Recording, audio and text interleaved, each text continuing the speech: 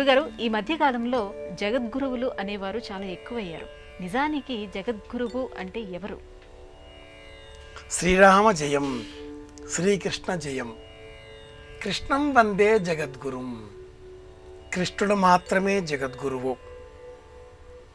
జగత్తుకు గురుత్వం వహించేటటువంటి ఈ శబ్దాన్ని మనం స్వీకరించినప్పుడు సర్వసంగ పరిత్యాగం, ఏ విషయం పైన కూడా మమకారం లేకపోవడం, చతురాశ్రమ విధానంలో తురీయాశ్రమం అనే పేరు పొందిన సన్యాస ఆశ్రమంలో జీవించడం, ద్వంద్వాతీతంగా వ్యవహరించడం, కేవలం ప్రణవము ఓం అనే అక్షరాన్ని మాత్రమే జపం చేయడం, నిరంతరం దైవాన్ని స్మరించడం, అభ్యాసం చేయడం, జ్ఞానాన్ని స్వీకరించడం, జ్ఞానాన్ని అందరికీ అందించడం, ఈ ధ్యేయంతో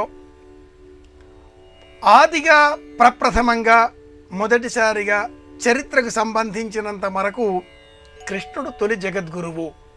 తదుపరి ఆదిశంకరుల వారు అద్వైత ధర్మాన్ని ప్రపంచమంతా కూడా చాటింపజేసే నిమిత్తమై 4 స్థానాలలో 4 పీఠాలను నిర్మించి ఆ 4 క్షేత్రాల ద్వారా 4 వేదాల ఆధారంతో ధర్మాన్ని అందరికీ బోధించే ప్రయత్నం చేశారు.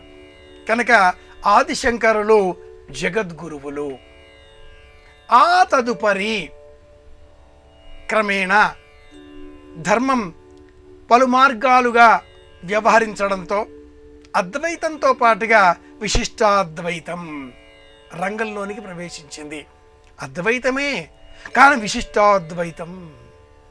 మీరు వంట బాగా చేశారు, కానీ మూత ఇలా బోర్లా పెట్టకుండా తిరగలా పెడితే అన్నం బాగా అవుతుంది అనేటటువంటి చిన్న చిన్న సర్దుబాట్లతో ఒక ధర్మం చెప్పిన తర్వాత ఆ ధర్మానికి అలంకారాలు చేయడం లాగా అద్వైతమే విశిష్టాద్వైతం. రామానుజాచార్యుల వారు జీవుడు ఈశ్వరుడు కాకుండా ప్రకృతి కూడా ఒక ధర్మం అంటూ బోధించడంతో 74 మంది ప్రవర్తకుల ద్వారా, జీయర్ల ద్వారా దేశమంతా కూడా ధర్మాన్ని బోధించే ప్రయత్నం చేశారు.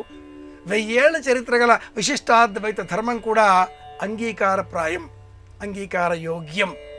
తదుపరి ఒక్క 20-30 సంవత్సరాల కాలంలోనే మరీ ప్రత్యేకంగా ద్వైత మార్గం మధ్వాచార్యుడు కానీ, ఆ మధ్యలో వీరశైవం కానీ, బసవేశ్వర సిద్ధాంతం కానీ, ఈ 4 ఒకదాని వెంట ఒకటి రావడంతో లోకంలో జగద్గురువులు అనగానే ధర్మాన్ని బోధించేవారు అనేటటువంటి నానుడి ఒక ప్రాచుర్యంలోనికి వచ్చేసింది. ఆదిశంకరుడు జగద్గురువులు. అందుకే శంకరుల వారిని మాత్రమే గురువులుగా మనం స్మరిస్తాం. రామానుజాచార్యుల వారిని భగవద్రామానుజులు అని సంబోధిస్తాం.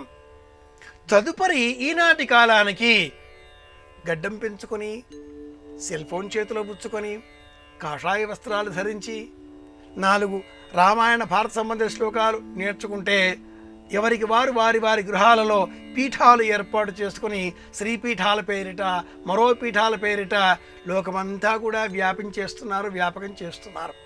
ఇవన్నీ కూడా అనాదిగా ఉన్నటువంటి మూలమైనటువంటి పీఠాలు బోధించేటటువంటి ధర్మానికి వ్యతిరేకంగా ఉన్నవి, అవైదికములుగా ఉన్నవి అనే చెప్పాలి.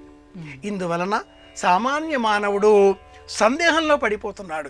ఏ మార్గాన్ని అనుసరించాలి అంటూ ఆందోళనలో పడిపోతున్నారు.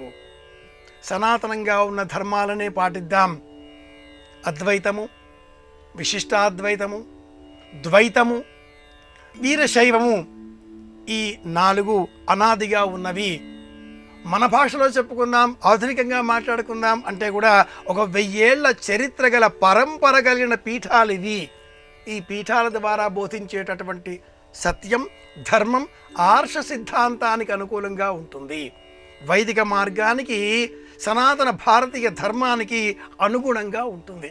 వీటినే పీఠంగా భావన చేద్దాం, జగద్గురువులనే గురువులుగా భావన చేద్దాం.